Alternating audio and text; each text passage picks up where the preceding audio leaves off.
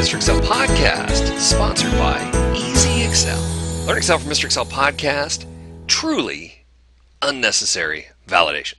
Well, hey, in yesterday's netcast, having this discussion at YouTube, talked about how we can have a drop down here for customer, and then once we choose the customer, offer only the addresses in that area. And I said, hey, the thing that bothers me more is the fact that you have duplicates here, and so I suggested using remove duplicates out here. And he wrote back and he said, well, no, wait, I'm not going to have any duplicates here, because anytime I have a duplicate, I'm going to add something to the name so that way they can choose, whether it's this one or that one. So remember, yesterday I had two cozy corners. I made it cozy corner new and cozy corner original, or something like that, so that way when they choose from this drop down, the person choosing from the drop down is going to be able to figure out which cozy corner they're talking about. And I said, oh, okay, great. That eliminates the need for this column E over here, but it also eliminates the need for any kind of a validation in the address.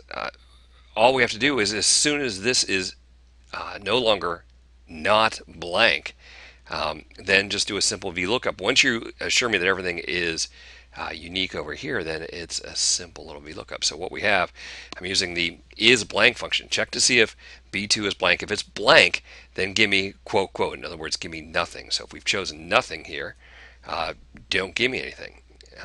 I'll undo. But as soon as it's non-blank, then do a VLOOKUP. Go back to VLOOKUP week. Go check out B2 from customer list A colon B. So in other words, that whole column, it will automatically grow as you add more items to the list. We want the second column and then false to say that it's an exact match. So Cozy Corner Cafe new, 1621 Tropical Trail. If we would instead come here and choose Cozy Corner Cafe original, 421 Courtney Parkway, so it's getting the right one. So hey, if these names are going to be unique here, then there's no reason to do dependent validation, no reason to do validation at all, no reason to even have them choose that. As soon as they choose the name, you can just fill in the address with the VLOOKUP and you're good to go. Of course, as I mentioned yesterday, none of these addresses are real. Everything here is made up. There is only one cozy corner. There's not a new and an original. Highly recommended. If you're ever in Merritt Island, stop by for breakfast and tell them that Mr. Excel sent you. Well, hey, I want to thank you for stopping by. See you next time for another netcast.